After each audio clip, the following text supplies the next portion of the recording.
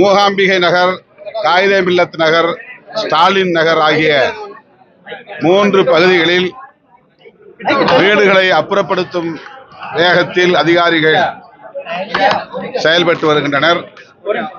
மூகாம்பிகை நகரில் 250 வீடுகளுக்கு மேல் இடித்து விட்டார்கள். இப்போது ஸ்டாலின் நகர் மற்றும் காயிதே மில்லத் நகர் ஆகிய 2 பகுதிகளிலும் வீடுகளை அப்புறப்படுத்துகிற முயற்சியில் அதிகாரிகள் ஈடுபட்டிருப்பது கவலை அளிக்கிறது. இப்போது காயிதே மில்லத் பகுதியில் உள்ள குடிமக்களை சந்தித்தோம். 3-4 தலைமுறைகளாக இந்த பகுதியிலே அந்த மக்கள் குடியிருந்து வருகிறார்கள்.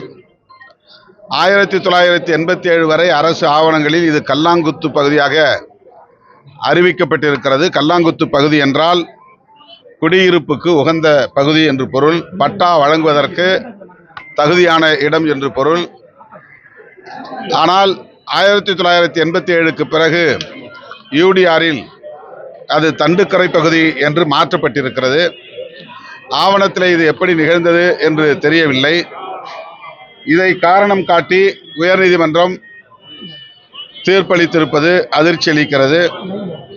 கிட்டத்தட்ட ஆற்றிலிருந்து 200 அடி தள்ளி இந்த குடியிருப்புகள் அமைந்துள்ளன.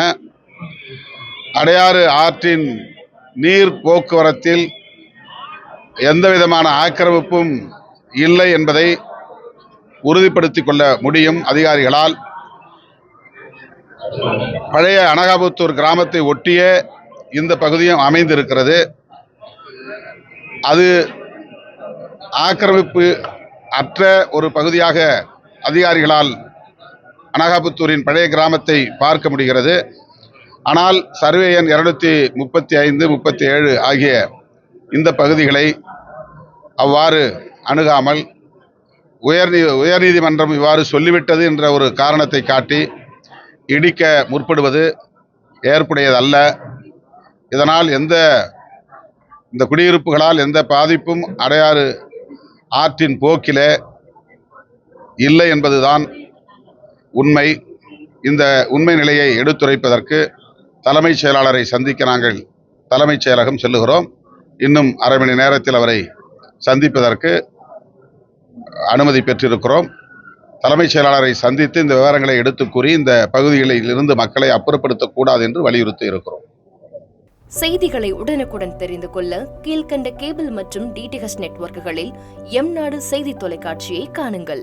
பாதகம் செய்பவரை கண்டால் நாம் பயம் கொள்ளலாகாது பாப்பா. மோதி மிதித்து விடு பாப்பா, அவர் முகத்தில் உமிழ்ந்து விடு பாப்பா. அண்மை செய்திகளை உடனுக்குடன் தெரிந்து கொள்ள இணைந்திருங்கள் எம்நாடு தொலைக்காட்சியுடன்.